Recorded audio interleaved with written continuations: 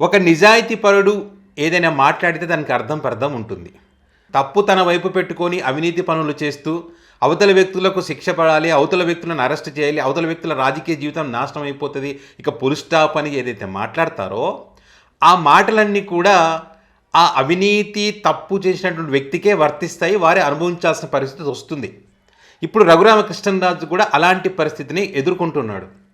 రఘురామకృష్ణరాజు జగన్మోహన్ రెడ్డి గారిని తిట్టి తిట్టి తిట్టి తిట్టి తిట్టి ఆనందపడి అదృష్టం కొద్దీ వాళ్ళ కూటమి అధికారంలోకి రావడం, ఆ కూటమి అధికారంలోకి వచ్చిన తర్వాత డిప్యూటీ స్పీకర్ పదవి రావడం, ఆ డిప్యూటీ స్పీకర్ పదవి కూడా జగన్మోహన్ రెడ్డి గారి చేత అధ్యక్ష అని పిలిపించుకోవాలని చెప్పి ఈ క్రమంలో ఆయన మాట్లాడినటువంటి మాటలేవి, జగన్మోహన్ రెడ్డి అసెంబ్లీకి రాకపోతే డిస్క్వాలిఫై చేస్తాము, అనర్హుడిగా ప్రకటిస్తామని, జగన్మోహన్ రెడ్డి అవినీతి పరుడు, ఆర్థిక ఉగ్రవాది, సిబిఐ కేసులు ఉన్నాయి, అరెస్ట్ కాక తప్పదని చెప్పి, ఆ పార్టీ పని అయిపోయిందని చెప్పి, ఇట్లా రకరకాలుగా మాట్లాడినటువంటి రఘురామకృష్ణరాజు ఆ ఆనందం కానీ ఆ అదృష్టం కానీ ఎక్కువ రోజులు నిలబడనటువంటి పరిస్థితి.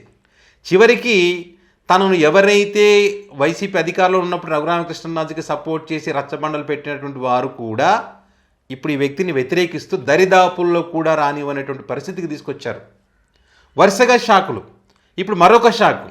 మొన్ననేమో ఈ హైకోర్టు ఇచ్చినటువంటి ఆ స్టేని ఎత్తేసి సుప్రీంకోర్టు విచారణ చేయాలని చెప్పి సిబిఐకి చెప్పింది. ఏ విషయంలో 826 కోట్ల రూపాయలు బ్యాంకులో మోసం చేసినాడు. ఇదంతా ప్రజల సొమ్ము.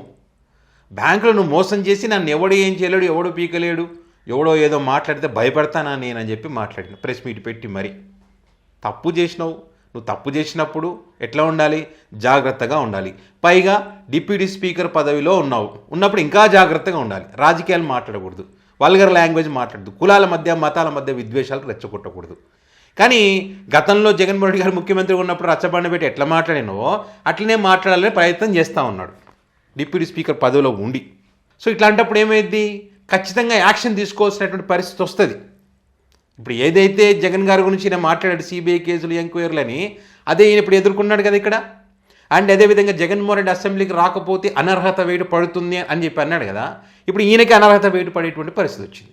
ఎట్లా, ఇప్పుడు రాష్ట్రపతి కార్యాలయానికి లేఖ రాసినారు. ఈయన రాజ్యాంగబద్ధమైనటువంటి పదవిలో ఉండి మరి ఆ నియమాలు నిబంధనలు పాటించకుండా రాజకీయాలు మాట్లాడుతూ రెచ్చగొడుతూ ఈ రకంగా చేయడాన్ని ఏమంటాం, తప్పు కదా ఇది అని చెప్పి జడశ్రమిన్ జేఎస్బీ పార్టీ నుంచి ఒక లేఖ రాయడం, మిగతా చాలామంది కూడా కంప్లైంట్ చేశారని చెప్తా ఉన్నారు. సో ఈ సందర్భంగా రాష్ట్రపతి కార్యాలయం నుంచి ఆంధ్రప్రదేశ్ గవర్నమెంట్కి ఒక లెటర్ వచ్చింది. ఎందుకు దీనిపైన మీరు విచారణ చేయలేదు, డిస్క్వాలిఫై పిటిషన్ పైన ఎందుకు డిలే చేస్తూ ఉన్నారు, రాజ్యాంగ ప్రక్రియను అనుసరించి ఎందుకు యాక్షన్ తీసుకోలేదు, దీని గురించి వివరణ ఇవ్వాలని చెప్పి అడిగారంట. ఇప్పుడు వివరణ ఇవ్వాల్సి వస్తుంది ఖచ్చితంగా. రాజ్యాంగబద్ధమైన పదవిలో ఉండి నీ ఇష్టం వచ్చినట్టు పిల్లోళ్ళలాగా ఇట్టిట్లంటా అంట, ఇట్ల వేలు పెట్టి చూపిస్తా, మీడియా సమావేశాలు పెట్టి ఇష్టం వచ్చినట్టు మాట్లాడతా, కులాల పేరు ప్రస్తావన తీసుకొచ్చి మాట్లాడతా, బూతులు మాట్లాడుతుంటే నడవదు కదా. ఇప్పుడు వేరు, అప్పుడు వేరు.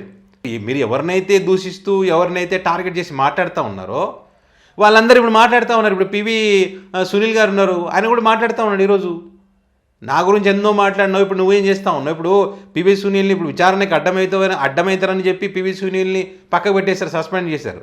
మరి ఈయన కూడా సిబిఐ కేసు ఎదుర్కొంటున్నాడు కదా, మరి రాజ్యాంగబద్ధ పదవిలో ఉండకూడదు. పాయింటే కదా. ఇప్పుడు ఈయనకి ఏది వర్తిస్తుందో ఆయన కూడా అదే వర్తిస్తుంది కదా. మీరు నేర్పినదే కదా, మీరు చెప్పిన విషయాలే కదా. అడ్డమవుతుందని మీరు చెప్పినారు కాబట్టి ఇప్పుడు అడ్డమవుతుందని వాళ్ళు ప్రశ్నిస్తున్నారు. ఒక పక్క ఆయన తగులుకున్నాడు, ఒక పక్క జడసమీను. దీనికి తోడు ఈయన ఏది మాట్లాడినా కూడా మీడియాలో కూర్చోబెట్టి ఒకప్పుడు మాట్లాడించినటువంటి మీడియా వాళ్ళ దాంట్లో కూడా వ్యతిరేక పోస్టులు ఈయనకు సంబంధించి వాళ్ళ సోషల్ మీడియాలో వాళ్ళ డిబేట్లకు పిలిచి ఆ వ్యక్తిని డిబేట్లకు కూర్చోబెట్టి మాట్లాడే పరిస్థితి కూడా లేదు. దేకను కూడా దేకలేరు, వదిలేసినారు. దీన్నే వెన్నుపోటు అంటారు వాళ్ళ భాష, రాజకీయ భాషలో చెప్పాలంటే. అంతే కదా, ఆయనకు అర్థమైపోతుంది ఇప్పుడు. అప్పుడు ఎట్లా వాడుకున్నారు, అప్పుడు ఎట్లా పిలిచి డిబేట్లు పెట్టినారు నాతో, ఇప్పుడు ఎట్లా సపరేటు స్లాట్ పెట్టినారు అప్పుడు ఆ ఛానల్స్లలో ఈ టైంకి రఘురామకృష్ణరాజు అని. ఇప్పుడు కనీసం ఒక్క క్షణం కూడా ఇట్లా ఆ ఛానల్ కూర్చోబెట్టే అవకాశం లేదు. పైగా ఇప్పుడు ఏంది, మొన్న డీజీపీకి ఒక లేఖ రాస్తే ఎవరు, రఘురామకృష్ణరాజు గారు, దానికి సంబంధించి ఒక పత్రికలో కానీ ఎక్కడైనా కానీ ఎక్కడా లేదు ఆ లేఖకు సంబంధించి. ఒకప్పుడు ఏంటే జగన్మోహన్ రెడ్డి గురించి అంటే ఫ్రంట్ పేజీల్లో వచ్చేది, ఓ రోజంతా డిబేట్లు పెట్టేటోళ్ళు. ఇప్పుడు లేదు. అంటే మనం ఏదైతే అవతల వ్యక్తుల చెడు కోరుకుంటామో అది మన జీవితంలోనే జరుగుతుంది. మనం నిజాయితీగా కరెక్ట్గా ఉన్నప్పుడు కోరుకుంటే తప్పులేదు. మన బ్యాంకులను మోసం చేసి అవినీతి పనులు మనమే చేసి తప్పు మనమే మాట్లాడేసి రూల్స్ మనమే పెట్టి ఇప్పుడు నాకు రూల్స్ పెడుతున్నారా అంటే పెడతారు, ఆ టైం వస్తుంది పెడతారు. అందుకే అంటున్నారు అందరూ రఘురామకృష్ణరాజు గారు ఎప్పుడు రోజులు ఒకేలా ఉండవు, మారుతుంటే సార్ మనం చేసిన కర్మఫలం అనేది అనుభవించాలి. ఇప్పుడు మీరు ఏమనుకున్నారు, అధికారంలోకి వస్తే అన్నీ నాకు ఇంకా ఏది పెడితే జరిగిపోద్దని మీరు అనుకున్నారు.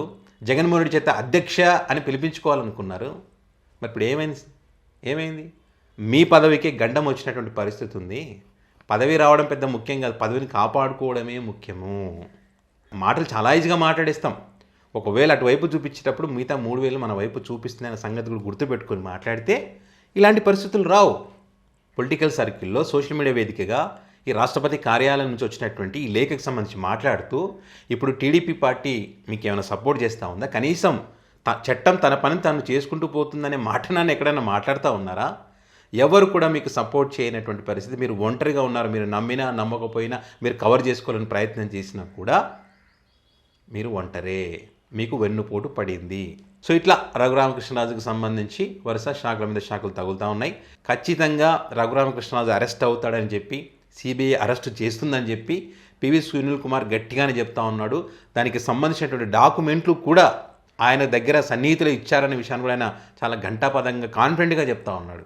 అంటే చూడండి ఎంత జరుగుతూ ఉందో రఘురామకృష్ణరాజు గారి వెనక. సో ఇది చూద్దాం ఏం జరుగుతుందో, ఇంకేమైనా షాకులు తగులుతాయన్నో చూద్దాం. టీడీపీ పార్టీ మాత్రం కంప్లీట్గా వదిలేసింది.